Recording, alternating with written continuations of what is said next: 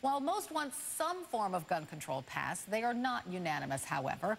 Mark Mattiello, who lost his 6-year-old son James in Sandy Hook, stood up for the NRA and its plan to boost school safety, partially by putting armed guards in every school.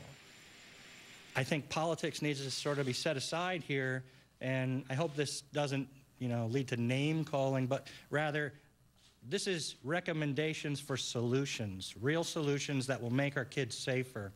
And that's what we need. He's talking, they're talking, but no one's really listening. They're too busy playing politics. So let's talk about it. Let's get mad together, shall we? Jason Johnson, Politics 365 chief political correspondent and Hiram College political science professor, and John Avlon, CNN contributor and senior political columnist for Newsweek and The Daily Beast. Welcome to both of you. Good morning. Good to see you, Carol. Okay, well, let's start with the filibustering Republicans, because 14 Republicans say they will filibuster any gun bill that makes it to the floor of the Senate. Here are those 14 senators. They don't even want debate on a gun bill. They don't even want any bill reaching the floor. What is that about, John? It's about an attempt to undermine representative democracy.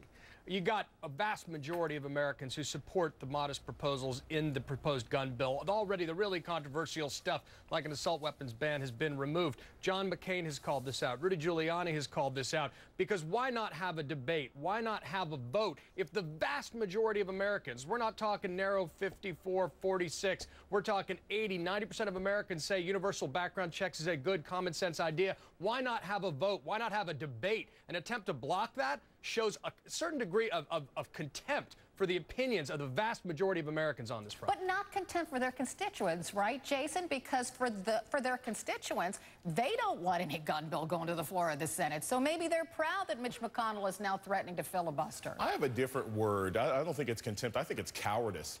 Look, if they really feel that what they're representing is a better way for America to move forward with gun policy, they shouldn't be afraid. And the reason they're afraid is because they know that the vast majority of Americans, including a lot of people within their own districts, actually think that, again, these proposals should at least be brought up for a vote. And I think it's disgusting, and I think it's cowardly on the part of the Republican Party, especially those 14 senators. But John, when all is said and done, voters don't vote on gun issues like that. I mean, in the end, they won't care whether those Republican senators filibustered or not. I think that's wrong. I think that they're playing a dangerous game here. I think Rand Paul's filibuster of the drones was heroic because it was about educating the American people on a policy issue that some of them hadn't heard of. This is about blocking debate. This is about stopping a national conversation. And when you've got the vast majority of the American people saying yes to something, we're not talking about an aggressive proposal. We're talking about universal background checks, closing a gun show loophole. If we can't agree on that, when the vast majority of the people agree, if there's that much of a disconnect in Washington and Main Street America because of the power of lobbyists, because of the power of activists, that's something that will infuriate people in Main Street America, and it should. Okay, so Jason, if one of the Newtown family members, let's say a mother who lost her child, knocks on Rand Paul's door and says, oh, please don't do this, what will Rand Paul say, you think? Will he even meet with her and answer the door? Well, first off, he'd meet her at the door with a gun because he's gun rights advocates and would wonder why she was there. Look, here's the thing.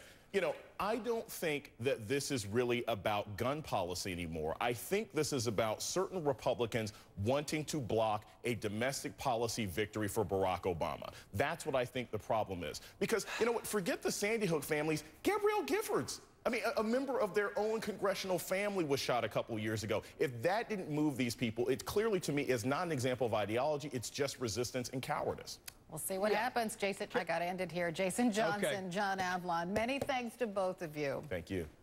He says LL Cool J has become one